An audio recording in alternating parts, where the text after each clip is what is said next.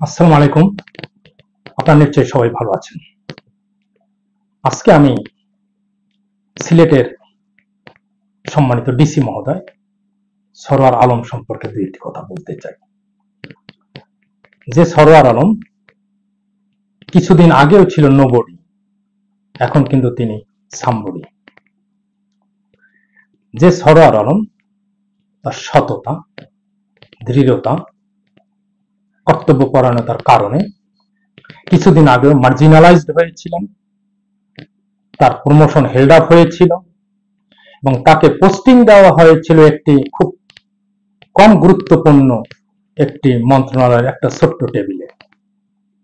অথচ সেই সরোয়ার আলম কিছুদিন আগে যখন সিলেটের ডিসি হয়ে সেখানে যোগদান করলেন, তিনি যোগদান করার পরপরই ছুটে গেলেন সেই সাদা পাথর চুরি হওয়ার সেই স্পটে, এবং তিনি যে দৃঢ়তার সাথে সেখানে তার কথাগুলো বললেন, সেটা আপনারা ইচ্ছে করলে আবার ভিডিওতে দেখে নিতে পারেন। এবং দেখা গেল তার এই দৃঢ়তার কারণে অনেক পাথর চোরেরা সেই পাথর আবার রাতের বেলা জমা দিল।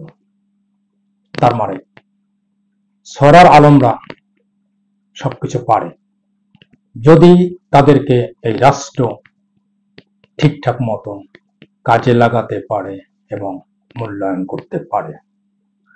আমি জানি না এই সরোয়ার আলম পরবর্তী যখন নির্বাচিত সরকার হবে, যেই ক্ষমতায় আসে, সেই সময়টাতেও তিনি তার সততা, তার ট্যালেন্ট, তার যোগ্যতা এটা দেখাতে পারবেন কিনা।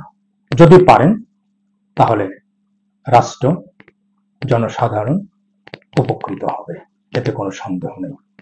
আমি শুধু একটি কথাই বলবো, আমাদের দেশের বিভিন্ন পেশায়, বিভিন্ন পর্যায়ে এরকম অনেক সৎ, ট্যালেন্টেড, সাহসী মানুষেরা আছে।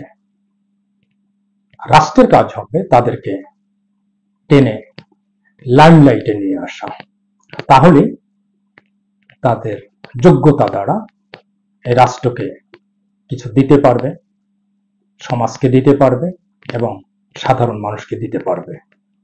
আমি আবারও একটি সুন্দর সকালের স্বপ্ন দেখব, যখন এদেশের সৎ মানুষগুলো বিভিন্ন কাজে লাগবে, তারা তাদের সততা দিয়ে এই দেশকে আরো সুন্দর করে তুলবে।